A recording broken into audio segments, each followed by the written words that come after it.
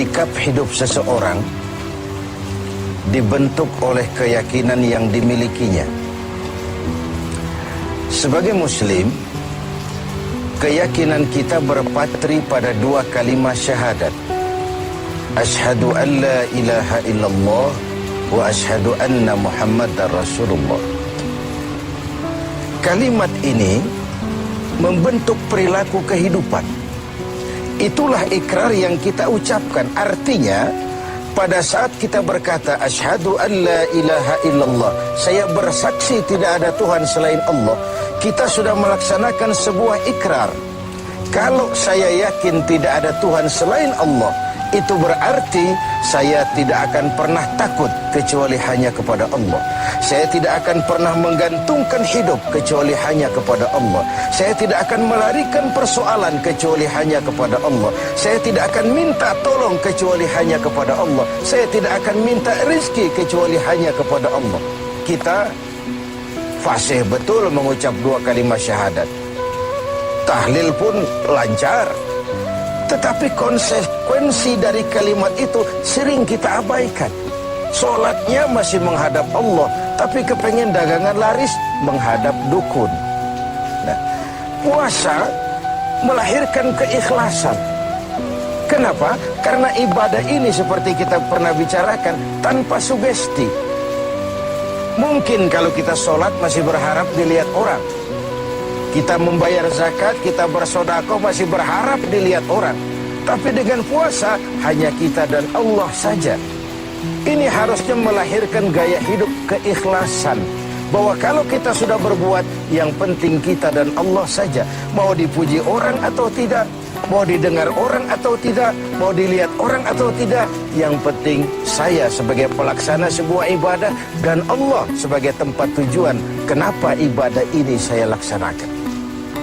Karena itu, pada jumpa kita sore ini, kita akan bicara tentang ikhlas dalam menghadapi kehidupan ini. Sebab bukan saja hanya sholat kita harus ikhlas, puasa harus ikhlas, zakat harus ikhlas. Menjalani hidup ini pun kita harus dengan penuh keikhlasan.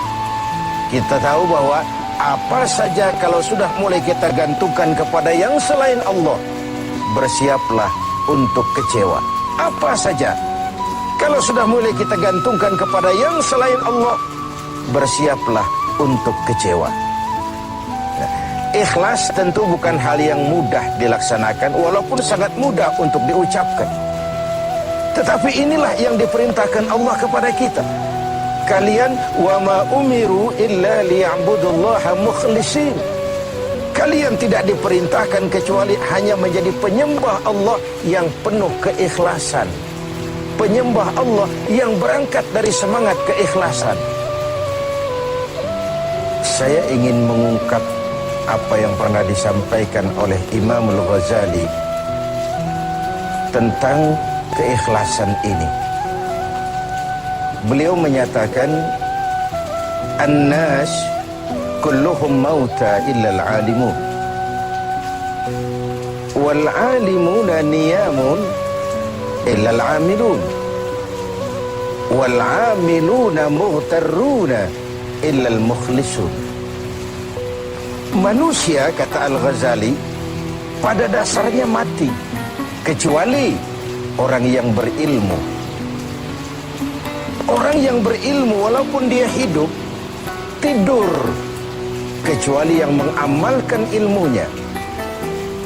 Dan orang yang mengamalkan ilmunya, banyak yang tertipu kecuali yang ikhlas di dalam mengamalkannya. Begitulah dalam kehidupan ini, manusia pada dasarnya mati kecuali orang yang berilmu. Tidak banyak yang bisa dilakukan tanpa ilmu.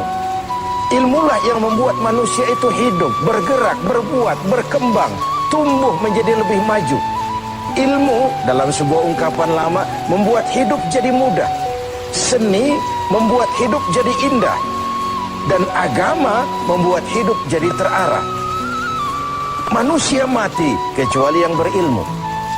Orang yang berilmu, walaupun dia hidup, tidur kecuali yang mengamalkan ilmunya itu.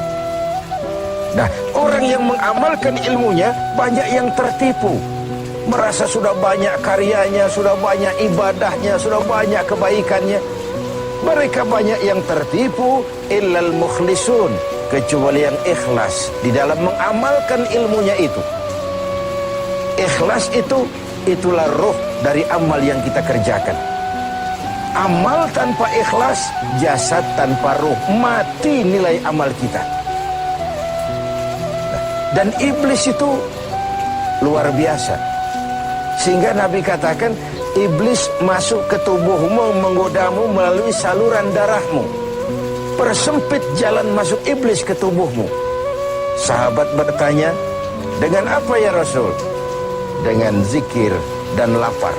Jadi ketika kita melaksanakan ibadah puasa ini, kita mempersempit ruang gerak iblis. Itu makna bahwa kalau datang Ramadan, diikat setan dan iblis itu. Siapa yang mengikat? Ya kita sendiri. Dengan apa? Dengan ibadah puasa. Kita ikat dia, tidak berkutik, memperturutkan hawa nafsu sebagai kendaraan utama si iblis tadi. Jadi kembali kepada soalnya, keikhlasan itulah nilai dari amal kita. Iblis datang kepada orang kaya dengan bawa bendera bakhil. Iblis datang kepada penguasa dengan membawa bendera kezaliman. Iblis datang kepada para kiai dengan membawa bendera hasud, iri hati, dengki. Strateginya berbeda, bergantung kepada yang didatanginya. Nah, kalau itu tidak terkena, ditanamkannya lah perasaan bangga. Amalmu sudah banyak, kebaikanmu sudah banyak. Dihilangkanlah keikhlasan kita. Karena itu hadirin dan pemirsa, saya ingin menyampaikan sebuah potret tentang ikhlas ini. Dulu ada cerita, kiai punya santri 2 orang.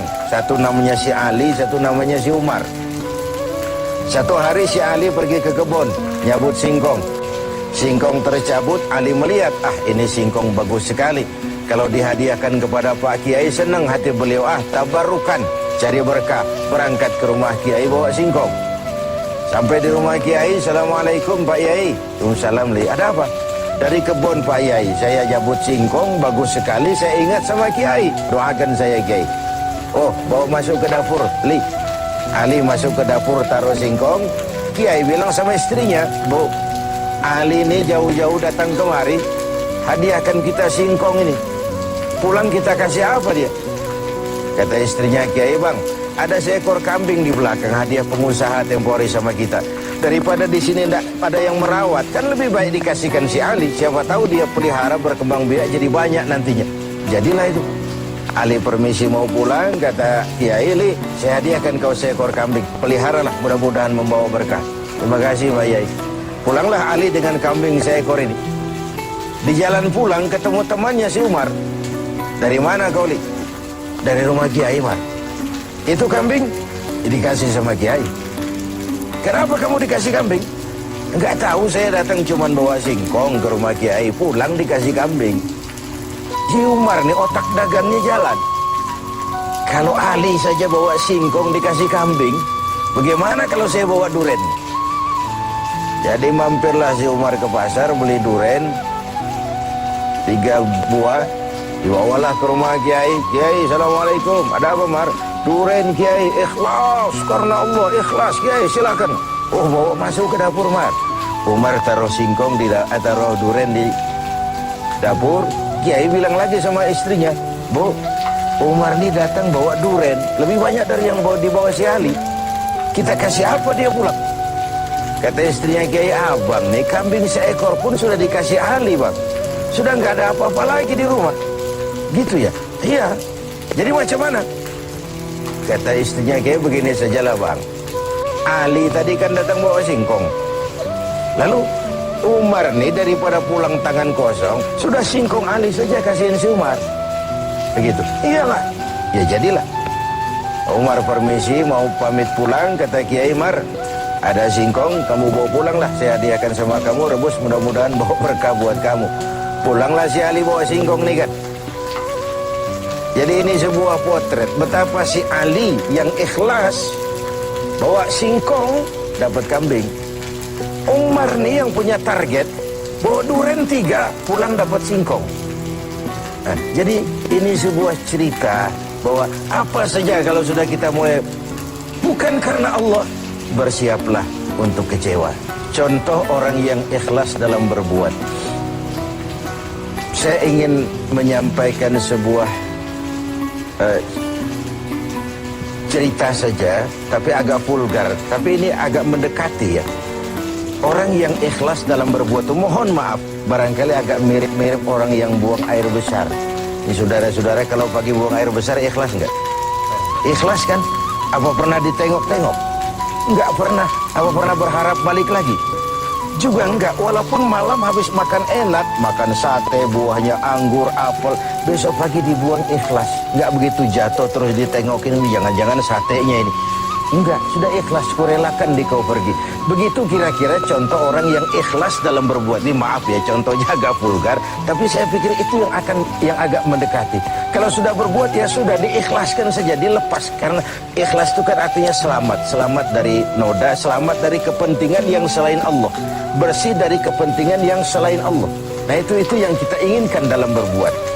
Dan puasa sekali lagi melatih kita untuk menerapkan sikap-sikap ikhlas. Kan kalau sudah kita puasa, yang tahu cuma kita dan Allah saja. Bukan karena ingin dipuji orang, bukan karena ingin disanjung orang, tapi karena melaksanakan perintah Allah berdasarkan keikhlasan.